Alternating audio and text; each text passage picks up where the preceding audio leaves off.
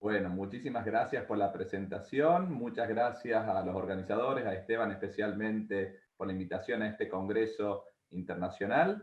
Escuché con mucha atención la exposición, la valiosa exposición de Alex hace un rato, en la cual algunas de estas cuestiones están vinculadas en cuanto a que, por ejemplo, nos mencionaba algunas cuestiones sobre perfilamiento digital, ¿no? Y publicidad dirigida y teniendo presente nuestros comportamientos 4.0 en la era digital como consumidores, ¿no? Y la primera reflexión a tener presente, ¿sí? A 10 años del código, del código peruano, ¿sí? Que es un poco el leitmotiv de este evento, es una cuestión a tener presente, pero no solamente con el código peruano, sino con todas las normas, sean códigos o leyes especiales planteadas a lo largo de Iberoamérica, ¿sí? Desde el texto refundido español hasta el código brasileño, la ley de defensa del consumidor argentina, aún con su reforma del Código Civil y Comercial o el nuevo Código Civil y Comercial de 2015, lo primero que tenemos que constatar es que las cuestiones relacionadas con la tecnología 4.0 y el impacto de las ciencias del comportamiento o de las neurociencias en el derecho no ha sido contemplada, pero no por una negligencia, por una omisión culposa, sino simplemente porque es una constatación del extremo dinamismo que vivencian este tipo de dinámicas hoy en día, y por eso un poco cuando me referí en el título a Agenda de un futuro que ya llegó, tenemos presente que aún cuando podemos estar hablando de normativas o códigos jóvenes, como el caso de la normativa peruana o la normativa argentina, ¿sí? Estamos hablando de 10 años en el caso peruano, 5 años en el caso argentino, este tipo de temas todavía no estaban contemplados legislativamente. Y eso lo que nos muestra es cierto dinamismo que se va acelerando exponencialmente, en el cual 5 años de antes o 10 años de antes, me refiero a hace 20, 30 años, no tiene el mismo impacto en 5 o 10 años de antigüedad en la norma de hoy en día. ¿Sí? Muy posiblemente los cambios se van produciendo de una manera mucho más vertiginosa hoy en día, ¿no? Y lo que he elegido como dos señales para tener presentes al respecto, por un lado es la tremenda evolución que ha tenido la inteligencia artificial con sus más variados usos hoy en día. Eh, y el impacto de las neurociencias, ¿sí? En el derecho en general y en el derecho y en la tutela del consumidor en particular. ¿Sí? Son dos temas que hoy ocupan el centro de la escena en una economía, ¿sí? En una economía de mercado fundamentalmente, en la era digital que estamos viviendo. Alguien ha tildado, por ejemplo, que en el mundo de Silicon Valley las ciencias del comportamiento son algo así como el santo grial a partir del cual pueden llevar adelante sus estrategias, ¿sí? Sobre todo en cuestiones de perfilamiento, como bien señalaba Alex hace un rato. ¿Sí? Por un lado eso, y después los espectaculares avances en materia de inteligencia artificial que vamos viendo, ¿no? Hace algunas semanas, hace algunas semanas tuvimos el lanzamiento por parte de OpenAI, ¿sí? Una compañía cofundada por Elon Musk, ¿sí? Que como ustedes lo deben conocer, es un tecnólogo que fundó SpaceX, Tesla, Neuralink, etcétera, etcétera, que son cuestiones más que interesantes en cuanto a compañías que están en la vanguardia, y dentro de eso la compañía que yo le señalaba, inteligencia artificial abierta, OpenAI, ¿sí?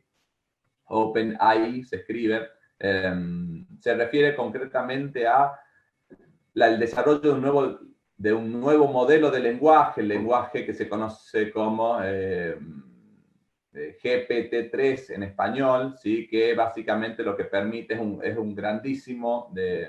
una grandísima inteligencia artificial que permite ir adivinando, o mejor dicho, prediciendo lo que yo voy a poner en la frase siguiente, y sus usos pueden ser de los más espectaculares. Hay quienes señalan que, por ejemplo, se puede programar sin saber programar, dándole las indicaciones básicas de lo que yo quisiera programar, y a partir de ahí, tomando herramientas de Big Data y con todo lo que uno podría desarrollar a partir de el gran volumen de información sobre lo cual trabaja. Tengan presente que, por ejemplo, la diferencia entre GPT-3, que fue anunciada hace muy pocas semanas, ¿sí? Estamos hablando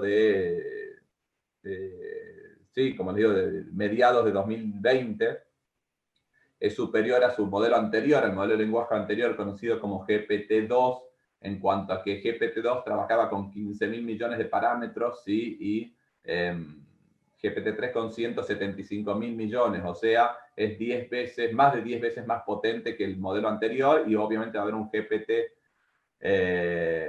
4, 5, 6 y así con un desarrollo exponencial. Y lo que puede hacer ese lenguaje es cada vez superior, en cuanto hay quienes señalan que ya, por ejemplo, se podrían redactar noticias automáticamente a partir de 3 o 4 indicaciones básicas, con una manera de escribir que en principio trata de superar el test de Turing, o sea, que no se note que no esté escrito con la persona, y si bien todavía se le han marcado algunas falencias al respecto, se va depurando la técnica cada vez más, ¿no? Entonces, en ese marco, por ejemplo, tecnologías como esas nos ponen, nos generan algunos interrogantes, como por ejemplo, si los contratos por adhesión, ¿sí? O el deber de información, o un chatbot, o la atención al cliente o al consumidor, si es que no va a ser impactado por este tipo de tecnologías, ¿sí? En el sentido de que, por ejemplo, las respuestas que me podría dar un chatbot de esas características que utilice ese tipo de lenguaje, ¿sí?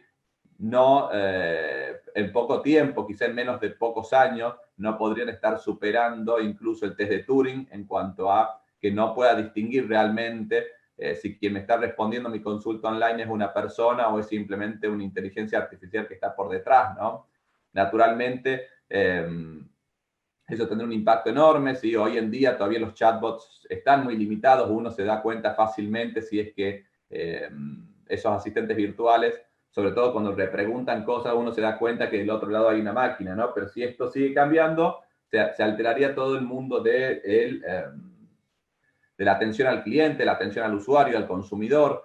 Y acá se pueden dar algunas cuestiones interesantes, como por ejemplo, y empiezo a vincular la cuestión de sesgos cognitivos y sesgos de discriminación que se pueden dar a partir de lo que enseñan las ciencias del comportamiento, en cuanto a, uno diría, ¿por qué se mezcla la inteligencia artificial con las neurociencias en una disertación? Y bueno, ahí tenemos los ejemplos de yo les decía que hoy en día, en materia de arquitectura, las decisiones digitales, toda la ciencia del comportamiento y las neurociencias son algo así como el santo grial al respecto, ¿no? O sea, a partir de ahí se puede crear, son hoy posibles las estrategias para mostrarnos y tomar decisiones empresariales, en este caso las compañías.com, de cómo decidimos realmente versus cómo creemos que decidimos, ¿no? Alex se refería a cuál era nuestro comportamiento real, nuestro registro de navegación, por ejemplo, y uno podrá creer que estuvo no sé, en el diario El Comercio leyéndolo online 18 minutos o 15 minutos, ¿sí? Con una percepción al respecto, y en realidad capaz que estuvo 50 minutos. ¿Sí? Hay una percepción muy diferente entre lo que nosotros creemos y lo que sucede realmente. La gran ventaja en materia de quizás incremento de la simetría negocial entre proveedores digitales y consumidores es que el proveedor con estas herramientas estaría conociendo cómo actuamos realmente y nosotros estaríamos viendo cómo creemos que actuamos. Naturalmente eso puede crear un impacto enorme desde el punto de vista de la publicidad, de las prácticas abusivas, de cómo inducirnos a compras que originariamente no queremos o creemos que no necesitamos, etcétera, etcétera, ¿no? Otra vinculación está dada por una de las compañías de Musk, que señalaba, Neuralink, que básicamente lo que está tratando de hacer, seguramente vieron la noticia de la implantación de una suerte de hilos 4.0 en el cerebro, ¿sí? Que lo que permitirían de algún modo es hasta leer pensamientos de la persona o acceder a la parte más recóndita que es el cerebro humano, ¿no? Con lo cual se empiezan a aparecer mucho las fronteras, a diluir mucho las fronteras entre los desarrollos tecnológicos y los comportamientos y las decisiones de las personas. Y en ese marco, por ejemplo, tenemos que hay casos célebres en los cuales todavía algunas inteligencias artificiales, sobre todo cuando tratan de cuestiones de modelos de lenguaje, están experimentando una serie de inconsistencias, como por ejemplo, y acá también es una tercera vinculación entre neurociencias y derecho de tutela del consumidor e inteligencia artificial, en cuanto a que, por ejemplo, un caso escandaloso en Twitter en el cual ante términos genéricos que pueden llegar a tener una carga peyorativa eventualmente, sea por cuestiones raciales, religiosas, etcétera, la mención, por ejemplo, a determinados orígenes geográficos, razas de personas, religiosas, etcétera, la herramienta daba el significado, ¿sí? No el significado técnico, sino que aprendía de toda la información que estaba dando vuelta en la red, y obviamente los sesgos relacionados con la discriminación de la persona se trasladaban a ese significado, porque uno de los grandes problemas a resolver en materia de inteligencia artificial es que la inteligencia artificial tiene una eficacia enorme para cumplir una tarea muy concreta, pero no sabe leer comprendiendo. Sería como esos alumnos que estudian de memoria sin saber qué es lo que están diciendo. Pueden tener una memoria fabulosa, pero repiten quizá como loros sin darse cuenta de lo que están repitiendo. Bueno, la IA generaría eso, se repite como loro sin entender lo que dice, pero no está dándose cuenta si está generando un resultado discriminatorio, si está teniendo un buen efecto a nivel timing, etcétera. Entonces, imagínense si en un chatbot, ante determinadas palabras, se activan comentarios discriminatorios por parte de este tipo de asistentes virtuales que utilicen este tipo de tecnologías, como hoy en día podría ser GPT-3 o las que lo reemplacen en el futuro.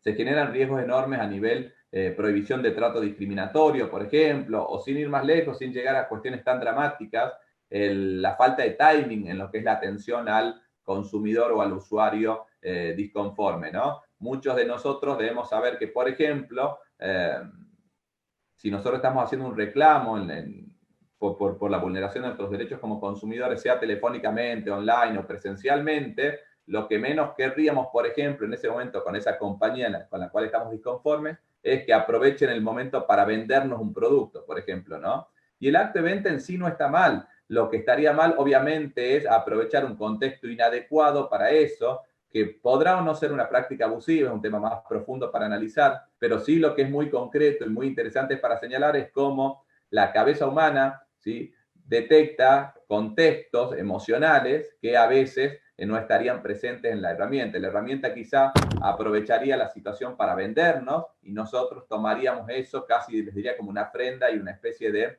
sentencia de muerte a esa compañía que no solamente no me resolvió el problema, sino que aprovechó la ocasión de mi contacto para venderme algo, ¿no? Es una persona, hoy lo podría naturalmente distinguir, diciendo la persona está muy enojada, con lo cual no es el momento para venderle algo, pero una herramienta que no piensa y solamente memoriza y aplica parámetros o utiliza parámetros, no estaría en condiciones de llevar esto adelante, ¿no?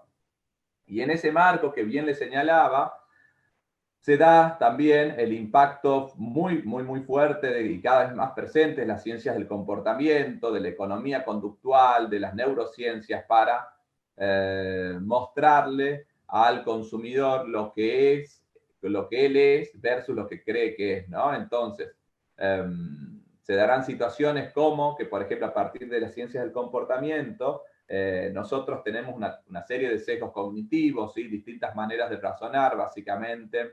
Daniel Kahneman, un psicólogo israelí con gran impacto, el padre de la economía de la conducta, de la economía del comportamiento, ¿sí? Israelí, pero con gran impacto, y psicólogo y con gran impacto en el mundo de la economía.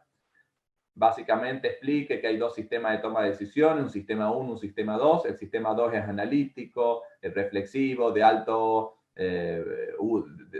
mantenimiento en cuanto a uso de energía, etcétera, etcétera. O sea, el esquema racional, el cual nosotros percibimos que funciona la mayor parte del día. Versus un sistema 1, impulsivo, intuitivo, poco reflexivo, de bajo consumo de energía, etcétera, que nosotros sabemos que existe, pero creemos que lo utilizamos muy poco. Uno de los grandes avances que se genera a partir de Kahneman es que la gran mayoría de nuestras decisiones diarias, no solamente las chiquitas, sino algunas que pueden ser tremendamente importantes, como comprar una casa, contraer matrimonio, decidir lanzar una bomba nuclear o no en una guerra, siendo un jefe de Estado, una jefa de Estado, etcétera, podrían estar más influidas por el sistema 1 que por el sistema 2. El sistema 1 en general muchas veces es efectivo, permite tomar decisiones rápidas con poca información disponible en un contexto o en un tiempo oportuno. Lo que sucede es que tiene una especie de defectos de fábrica, le llamemos, que se denominan sesgos cognitivos, que son trampas sistemáticas que le quitan consistencia a nuestras decisiones y a nuestros comportamientos, ¿no? Hasta el día de hoy hay más de 160 sesgos o subsesgos detectados. En la época de Kahneman eran muchos menos, habían aproximadamente 20 y pico. Y algunos de esos tienen un gran impacto en las decisiones del consumidor y en sus vinculaciones con las compañías, ¿no? El principal impacto quizá está dado por el hecho de, quizá el sesgo más importante es aquel por el cual las personas tenemos una tendencia a mantenernos quietos, a no movernos, y a mantener el status quo, ¿sí?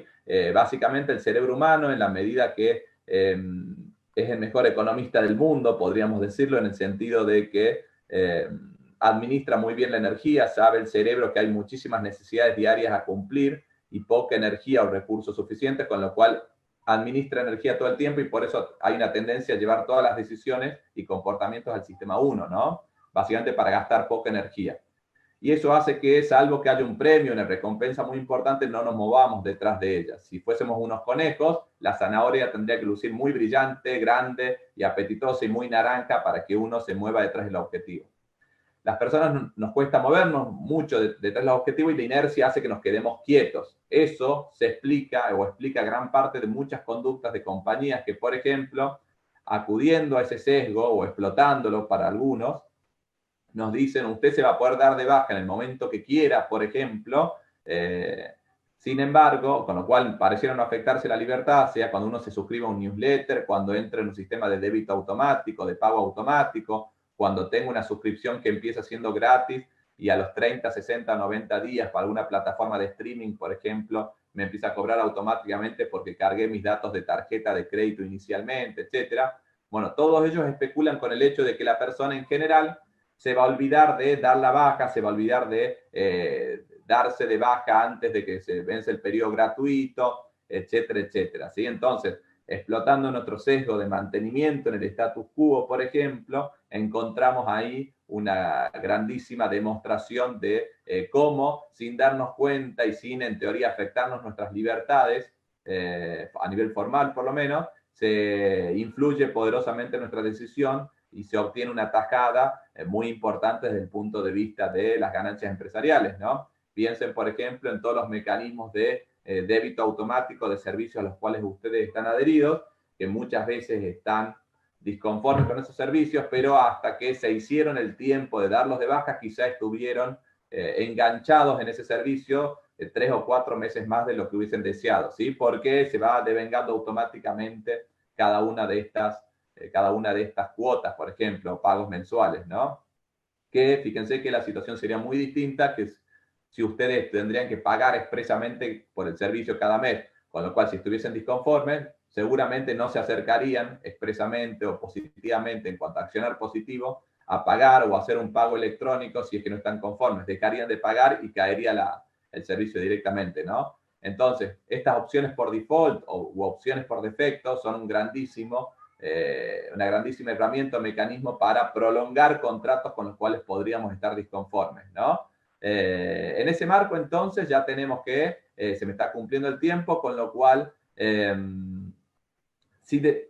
mi conversación, mi exposición de hoy tuvo por objetivo fundamentalmente tener presente que tienen, por un lado, cuestiones de inteligencia artificial que se van desarrollando y que son muy recientes, desarrollos fundamentalmente en los últimos 4, 5, 6 años que antes no se tenían tan presentes, cuestiones relacionadas con cómo esos algoritmos o la inteligencia artificial puede traer problemas al consumidor, fundamentalmente en cuestiones de discriminación o vulneraciones o violaciones de lo que se denomina data privacy, o sea, violación de datos personales. Tengan presentes que la protección de datos personales, como nota al pie, se está transformando en una materia autónoma muy parecida a lo que sucedió con la protección del consumidor hace 2 o 3 décadas.